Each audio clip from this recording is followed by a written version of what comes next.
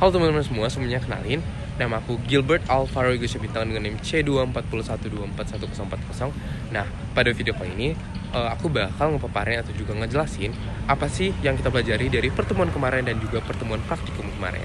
So, selamat menonton.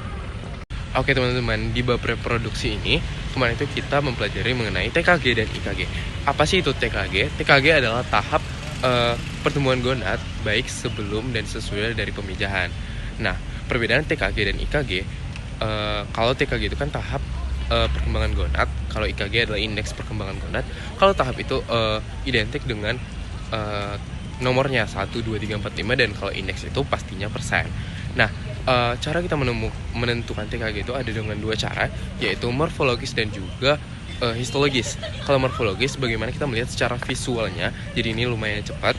Tetapi kalau histologis, bagaimana kita melihatnya dari fase perkembangannya, jadi memang sedikit lebih rumit. Nah, selanjutnya adalah IKG atau indeks kematangan gonad.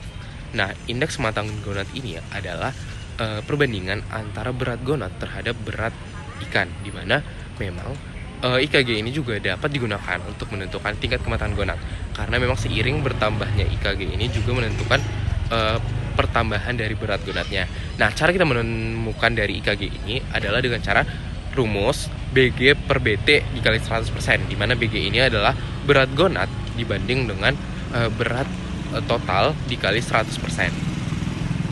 Nah, kemarin kita juga mempelajari mengenai cara untuk menemukan fekunditas, yaitu ada 3 cara. Yang pertama itu gravimetri, kedua volumetri, dan ketiga gabungan.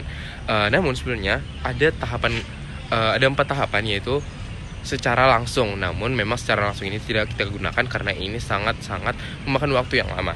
Dan 3 ini merupakan cara efektif untuk menemukan fekunditasnya. Yang pertama ada gravimetri, yaitu dengan cara bobot, menghitung bobot. Yang kita gunakan yang kemarin itu ada 0,1 gram. Kedua, volumetri, yaitu menghitung melalui volumenya. Ketiga, gabungan, yaitu menggunakan 2 cara ini dan juga menggunakan pipet. Nah, adapun tujuan dari praktikum kita kemarin adalah agar mahasiswa seperti kita dapat mengetahui tingkat kematangan gonad dari suatu jenis individu.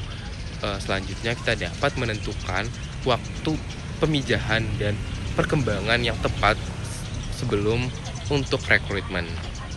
Nah, pada praktikum kemarin yang kita lakukan adalah menganalisis tahap lanjutan dari praktikum sebelumnya, yaitu setelah kita masukkan gonad ke dalam formalinnya, kita akan menghitung fekunditasnya. Nah, jadi ada 3 cara, yaitu gravimetri, volumetrik, dan juga gabungan. Kebetulan pada pertemuan kemarin kelompok saya mendapat dengan cara gravimetri. Nah, tahapan untuk melakukan gravimetri ini yang pertama adalah kita pertama menghitung berat total dari gonad yang sudah kita formalin. Kedua, kita belah menjadi 3 bagian, yaitu anterior, middle, dan juga posterior.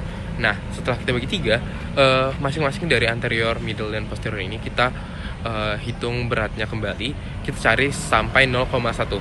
Nah, setelah mendapat 0,1 dari 3 bagian ini, kemudian kita masukkan ke dalam cangon Petri, lalu kita burai menggunakan Aquades, dan juga nantinya kita hitung secara satu persatu. Selanjutnya adalah alat yang sangat kita perlukan pada menemukan fekunditas ikan ini. Yang pertama, kita sangat memerlukan alat bedah, di mana alat bedah ini akan membantu kita pada saat ingin menghitung satu persatu dari telur yang ada di gonad ikan tersebut. Kedua adalah cawan Petri, di mana cawan Petri ini akan menjadi wadah kita untuk melihat detail dari per biji yang telur yang ada pada gonad ikan tersebut.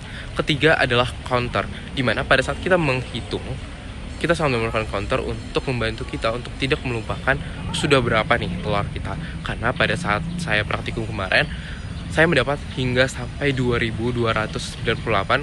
Jadi menurut saya sangat memerlukan counter. Nah, memang pada saat kita memburai telur di gonad ini akan memakan waktu yang cukup lama. Jujur saya kemarin juga mengulanginya beberapa kali.